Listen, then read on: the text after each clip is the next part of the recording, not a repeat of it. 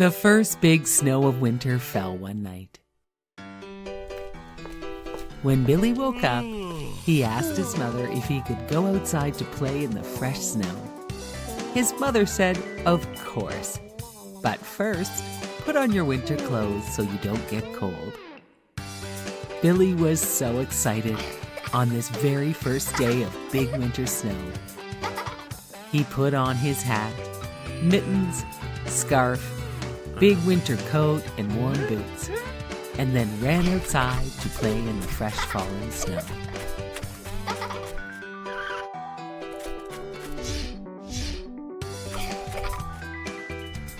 He began to roll snowballs. Soon he had rolled 2 big snowballs. He started to build a snowman and placed a perfectly rolled snowball on top as his head. He went inside to get 2 pieces of coal for the eyes, a carrot for the nose, and an old hat to place on his snowman's head. Billy was very pleased with his snowman friend. He had to go in for dinner, and while he was eating, one of his wiggly teeth fell out. His mother reminded him to put the tooth under his pillow for the tooth fairy. "The tooth fairy can wave her magic wand and turn your tooth into money," said Billy's mother. Billy said, "Thanks, Mom," and put the tooth in his pocket. He went outside to play in the snow and look at his snowman for a while before he had to go to bed. He decided he would put his tooth under the snowman's hat to see if the tooth fairy would find the tooth.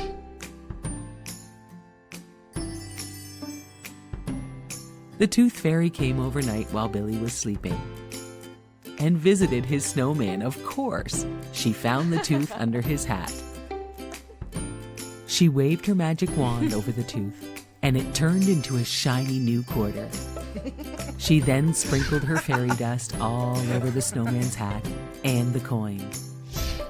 When Billy woke up the next day, he ran outside to see if the tooth fairy had found the tooth underneath his snowman's hat. Billy then realized his snowman had moved overnight. There were tracks in the snow, too. When he looked right in his snowman's eyes, something was very different. All of a sudden, the snowman sneezed. Billy was totally surprised and a little scared. "This can't be real. You can't be alive," said Billy. "Are you sure about that?" asked the snowman. Billy couldn't believe it. "Well, a snowman can't talk or sneeze or even walk," said Billy. "Well, if you say so," said the snowman. Then the snowman lifted up his old hat to reveal the shiny new coin left by the tooth fairy. "By the way, I think this is yours," he said, pointing to the coin.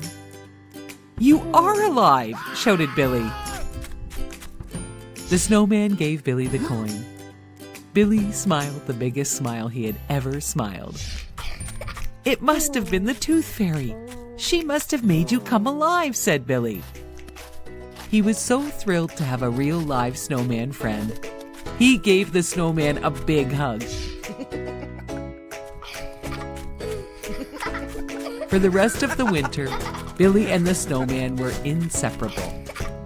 They played together all day, every day, from morning until bedtime. They had more fun than anyone could ever have. Finally, spring came, and it began to get warmer and warmer. One morning, Billy ran outside to play with the snowman, and he was nowhere to be found. All that Billy found was the old hat laying in the yard. Billy picked up the hat, and to his surprise, he found a tiny little snowman. His snowman had melted down to a tiny 6-inch tall mini snowman. The snowman thanked Billy for a great winter. Billy was a little sad, but the snowman reminded Billy all he needed to do was build him again next winter. The snowman promised Billy he would return. Billy made him pinky promise. and said he would miss him during the summer. The Snowman and Billy said goodbye and promised to have as much fun the next winter. They would remain great friends forever.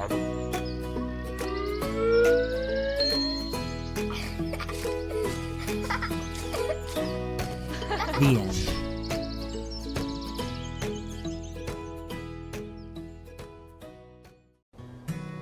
This is the story of Princess Elsa and Princess Anna.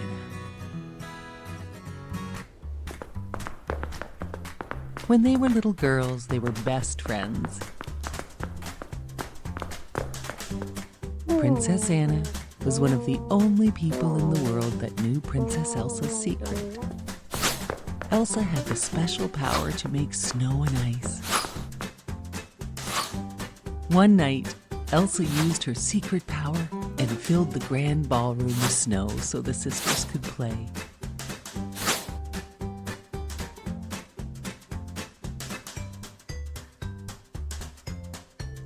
As they were playing, Elsa lost control and she accidentally hit Anna with a blast of icy magic. Anna was badly hurt. Her parents went off to the ancient mountain trolls to ask them for help. The wisest old troll told them that Anna could be saved and that she was lucky to have been hit in the head and not in her heart. As the years passed, Anna forgot about that night. To keep Elsa's special gift a secret from everyone else, their parents surrounded the castle with walls and never let anyone inside. It seemed whenever Elsa had strong feelings, her magic powers would spill out. Elsa never wanted to hurt her sister again, so she stopped playing with Anna. Anna became very lonely. Even after their parents were lost, the two sisters didn't spend any time playing together. Years later, it was time for Elsa to become queen. For just that one special day, the castle gates were opened. Hundreds of guests attended Elsa's coronation ceremony. Elsa worked very hard the whole day to hide her feelings and special powers. At the party, Anna danced with a handsome prince. He made her heart flutter. They fell in love and decided to marry. Elsa thought this engagement was a bad idea. Anna could not believe her sister, and they started arguing. As Elsa lost control and started to shout, her secret power was exposed. As ice shot from her hands, everyone stared in shock. Now they all knew her secret. Elsa ran out of the castle and fled to the mountains. It was summer, but Elsa's power had created a terrible winter storm. Anna felt terrible and ran off to find her sister, despite the bad winter storm. She met a magic snowman along the way named Olaf. Olaf knew where they would find Elsa and agreed to help. Olaf led Anna to a beautiful ice palace that Elsa had created with her powers. Inside, Anna found Elsa and told her about the terrible storm. Anna told Elsa she must come back and help, but Elsa did not want to hurt anyone, and they started fighting about her return. As they fought, a wave of magic burst from Elsa and struck Anna in the heart. Elsa knew what she had to do. She had to find the trolls and ask how to reverse the magic which was now freezing her sister. Olaf agreed to help. Elsa and Olaf found the ancient mountain troll, and he said, "Only an act of true love can thaw Anna's frozen heart."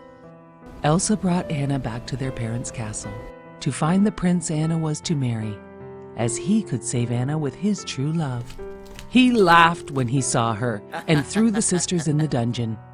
"I only pretended to love her to get the castle and kingdom," said the prince. Afraid and locked in the dungeon, Elsa looked at her frozen sister. All of a sudden, the prince came in with a sword. He swung it at Anna, and the sword shattered on her frozen body. Elsa grabbed her and held her frozen sister tight, and suddenly, Anna began to thaw. As Olaf watched them, he remembered the wise old troll and what he said. An act of true love will thaw her frozen heart. The two sisters' love had saved them and their kingdom. They were best friends again. Even in the summer, Elsa always made Olaf snow so he could never melt. And now the castle gates were wide open. The evil prince was long gone, and they all lived happily ever after. Once upon a time, there was a boy named Aladdin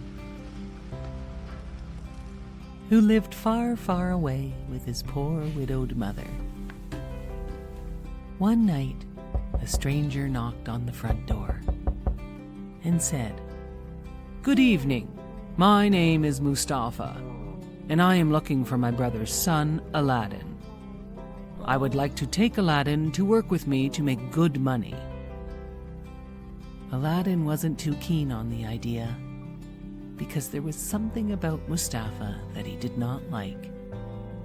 But his mother thought it was a great idea, and she agreed to let Aladdin go with his uncle.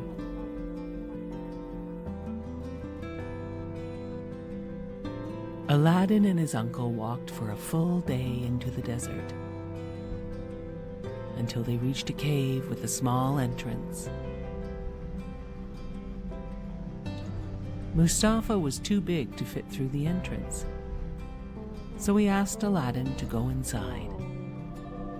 Aladdin did not trust him and was afraid he might block him in. But his uncle told him there were gems and gold inside the cave. Mustafa told Aladdin he could take as much as he wanted. Mustafa only wanted an old lamp from inside the cave. So Aladdin went inside.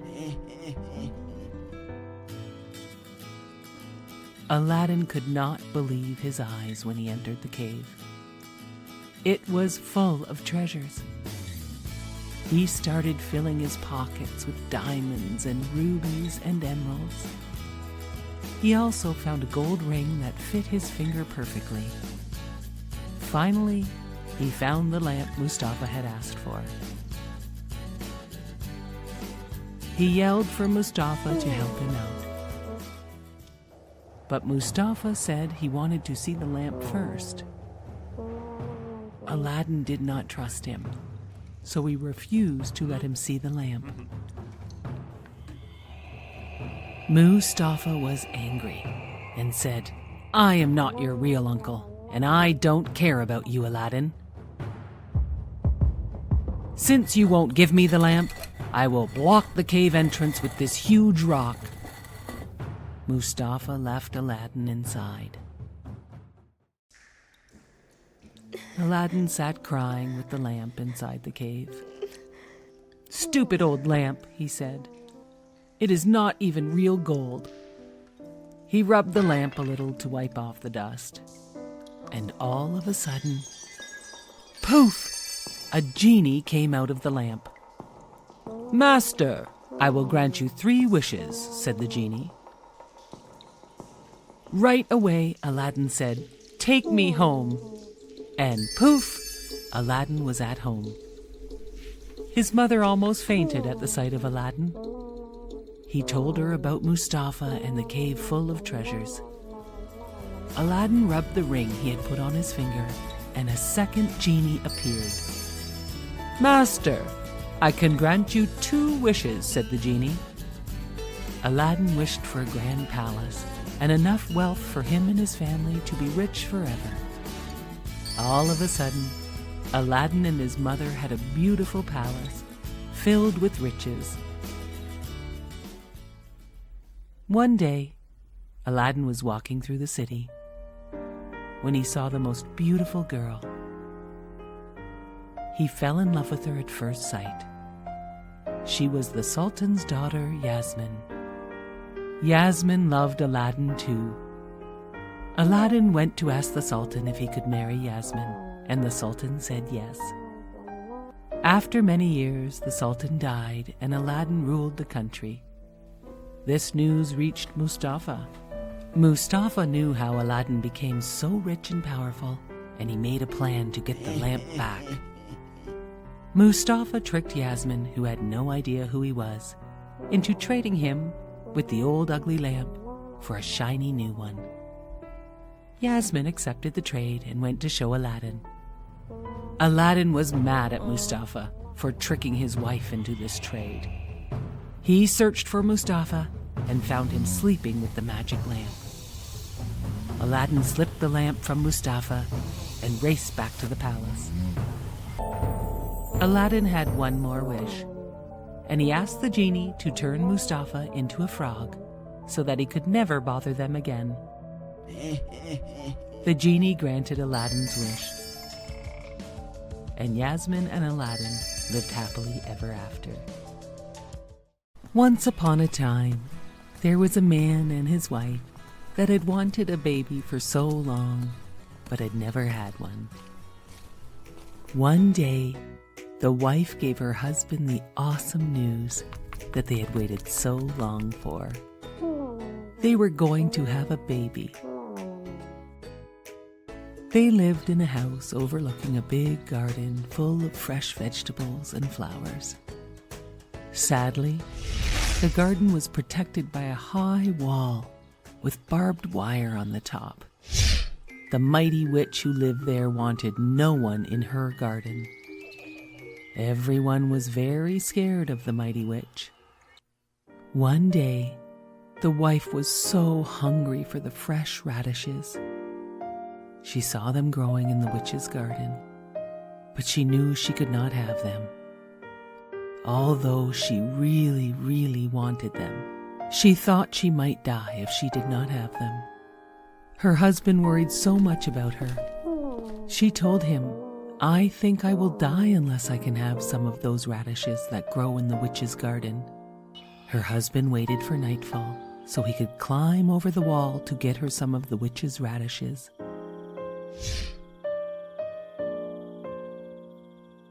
He got her some and climbed back over. She made a big radish salad, and it made her feel so much better. But she knew she wanted more radishes. So her husband snuck over the wall at night to pick more radishes. As he was climbing back over the wall, the witch was standing right below him. "How dare you steal my radishes?" said the witch. "My wife thought she would die if I did not get them for her. I am very sorry." "If this is true," said the witch, "you can have all the radishes you want, on one condition. You must promise to give me your child to raise as my own." The man was so scared he agreed to whatever she said just to get away. When the beautiful child was born, the witch came and took her away, just as she had threatened. She named her Rapunzel, which means radish. Rapunzel grew more and more beautiful every day, and on her 12th birthday, the witch locked her up in a high tower deep in the woods. The tower had no stairs, no door, only a small window. Rapunzel had beautiful long hair that had never been cut, and when the witch wanted to go up to see her, she would cry, "Rapunzel, Rapunzel, let down your hair." The witch would climb up her hair to see her. This went on for years. One day, a prince was riding by the tower and heard Rapunzel singing. He looked at the tower but had no idea how to get in. So he left. But he came by the next day and saw the witch crying, "Rapunzel, Rapunzel, let down your hair." And he saw the beautiful girl who sang, let down her hair for the witch to climb up to see her. The prince returned at dusk and cried, "Rapunzel, Rapunzel, let down your hair." Rapunzel could not believe it when the young prince appeared, and it was not the witch. They fell in love at first sight. They made a plan for Rapunzel to escape. The witch found this out and cut off Rapunzel's hair and hid her away far from the tower. That night, the witch waited for the prince. He cried, "Rapunzel, Rapunzel, let down your hair." The witch threw out Rapunzel's hair, and he climbed up. To his surprise, it was the witch, not Rapunzel. The witch cursed him. "You will never see again." And with that, he was blind. For some time he wandered the forest, hoping to hear Rapunzel singing again. And then, one day, he heard her singing. He followed her voice and found her. They hugged and Rapunzel cried, so happy to see him again. One of her tears fell on his face, and a miracle happened. He could see again. "Oh, I am so happy to see you again," said the prince. And then another miracle happened. Rapunzel's beautiful hair grew back, as long and shiny as it had been. The prince took Rapunzel to his kingdom far away from the witch, where they lived happily ever after.